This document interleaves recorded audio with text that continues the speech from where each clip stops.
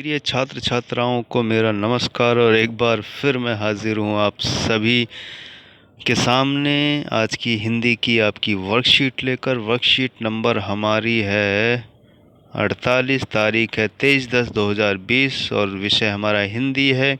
और इस हिंदी विषय में आज हमें पढ़ना है रचनात्मक लेखन। और रचनात्मक लेखन के अंतर्गत हमें पढ़ना है लघु कथा लेखन।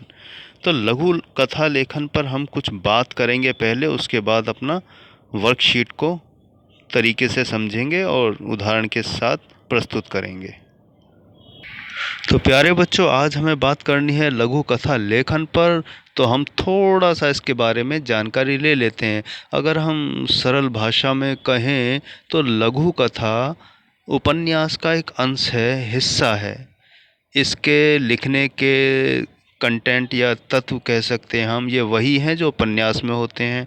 पात्र भी होता है, घटनाओं को हमें समायोजन भी करना होता है, कथानक भी होता है और उसमें द्वंद्व भी होता है। कहानी द्वंद्व के माध्यम से आगे बढ़ती है, जिसमें सुख भी होता है, दुख भी होता है, लड़ाई भी होती है, झगड़ा भी होता है और अंत में हम किसी न किसी समाधान पर भी कहानी के पहुंचते हैं।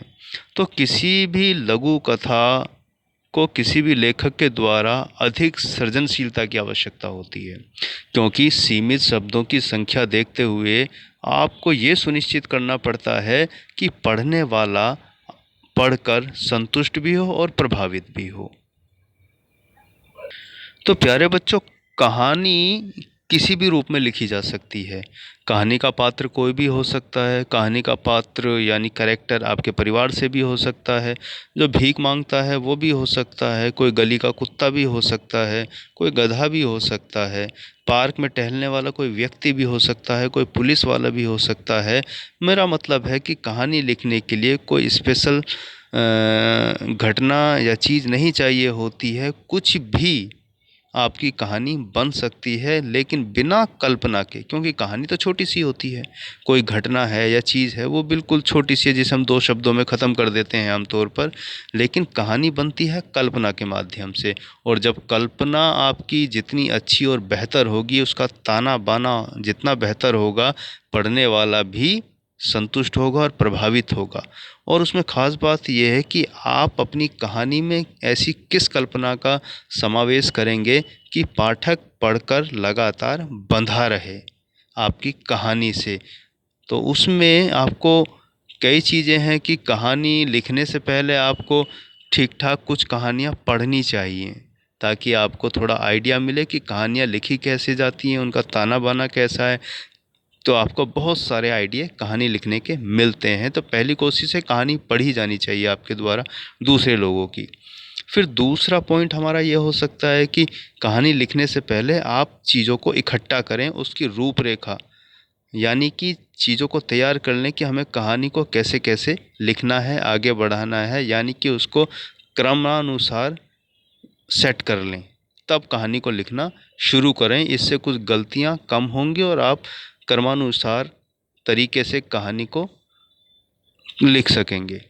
समायोजन भी इसमें एक चीज़ है कि यानी कि कहानी के अंदर जो भी चीज़ें आप लिख रहे हैं वो इस तरह से लिखें, कल्पना का सहारा लेकर ही भले ही, कि पढ़ने वाला ऐसा लगे उसको कि सामने मेरे वो सीन चल रहा है, दृश्य चल रहा है।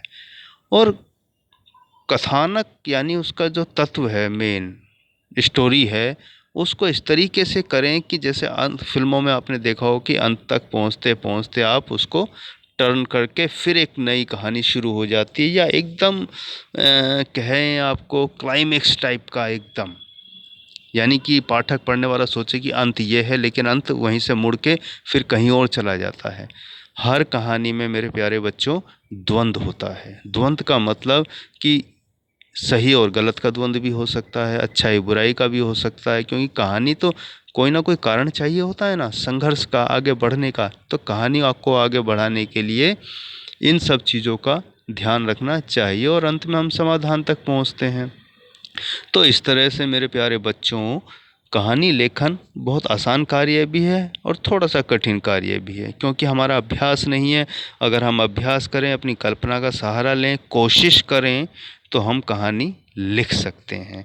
अब आप देखें आपकी स्क्रीन पर वर्कशीट आपकी दी हुई है, इसमें बहुत सारे चित्र दिए गए हैं और चित्र को क्रमानुसार नहीं दिया गया है, अलग अलग टाइप से दिया गया है। तो यहाँ पर आप इन चित्रों को क्रम से लगाएं। पहले क्रम से लगाने के बाद आप इसको कहानी का ताना बाना बुनें।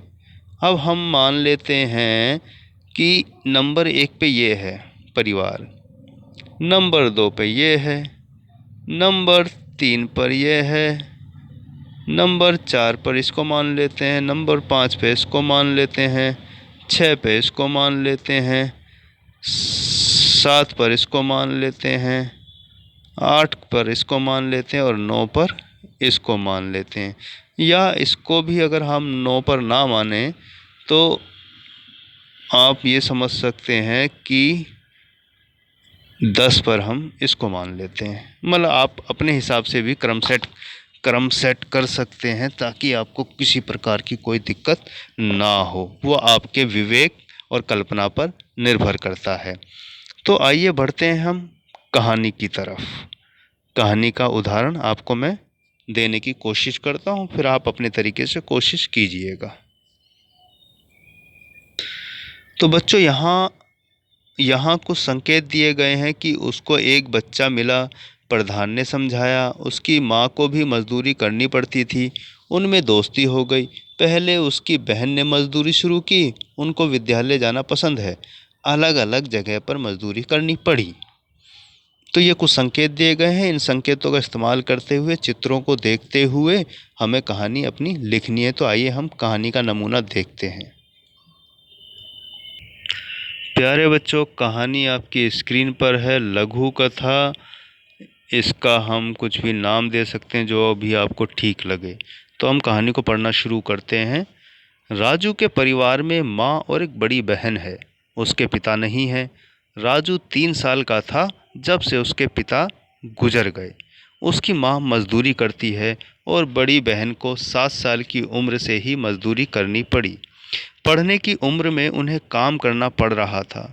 दोनों भाई बहन सुबह सुबह कूड़ा बीनने निकल जाते और स्कूल जाते हुए बच्चों को देखा करते। उनका भी मन स्कूल जाने और ड्रेस पहनने का करता। राजू बड़ा हो गया था, पूरे 8 साल का। काम करने जाते हुए उसकी दोस्ती गांव के प्रधान के बेटे से हो जाती है। प्रधान का बेटा राम चाहता है कि राजू भी स्कूल जाए और पढ़े। राम घर जाकर अपने पिता प्रधान को सारी बात बताता है। प्रधान को भी अपने बेटे राम की बात पर गर्व होता है और अगले दिन गांव का प्रधान जहां राजू की माँ और बहन मजदूरी कर रहे होते हैं वहां जाता है। राजू की माँ को समझाता है कि बिना शिक्षा के मनुष्य जानवर के समान है और अब तो सरकार सब कुछ मुफ्त देती है, किताबें, वजीफे, जूते, खाना आदि। पढ़ाई करके ही गरीबी से निकला जा सकता है, प्रधान उसको समझाता है। पढ़ लिख कर बच्चे मजबूत बनेंगे और अपने अधिकारों को जानेंगे और दूसरों की मदद भी कर सकेंगे, दूसरों को जागरूक भी कर सकेंगे। ये बातें राजू की माँ को समझ आ जाती है और अगले दिन सुबह सुबह राजू और उसकी बहन प्रधान के बेटे के साथ स्कूल जा रहे होते हैं। तो देखा आपने, कहानी हमने चित्रों के माध्यम से देखकर लिखी, उन घटनाओं को लिया और अपनी कल्पना से उसको एक कहानी का रूप दे दिया। तो मेरे प्यारे बच्चों, बहुत मुश्किल नहीं है कहानी को लिखना, बहुत आसान है। केवल आपको कुछ कहानियाँ पढ़नी भी हैं उदाहरण के लिए और कुछ अपनी कल्पना का सहारा भी लेना है। तो घटना कोई भी हो सकती है, करैक्टर कोई भी हो सकता है, पात्र कोई भी हो सकता है। तो मेरे प्यारे बच्चों, मैं इंतज़ार करूंगा अपने कमेंट बॉक्स में आपके कमेंट का। देखता हूं आप लोग कितना कमेंट करते हैं। मुझे अच्छा लगेगा अगर आप लोग कुछ कमेंट करेंगे तो इसी के साथ आपकी कहानी भी मैं पढ़ना चाहूँगा। आप चाहें तो कमेंट बॉक्स में भेज सकते हैं, मैं पढ़ूंगा उसको, क्योंकि आप लिख सकते हैं, प्रतिभाशाली छात्र छात्राएं हैं। तो इसी के साथ मैं विदा लेता हूं और आपके स्वास्थ्य की कामना करता हूं। आप स्वस्थ रहें, अच्छे रहें, हाथ धोते रहें और मास्क लगाकर बाहर निकलें, उचित दूरी का ध्यान रखें। तो मैं लेता हूं प्यारे बच्चों विदा, मिलता हूं अगली वर्कशीट पर आपकी कहानी पढ़ने के लिए। तब तक के लिए विदा।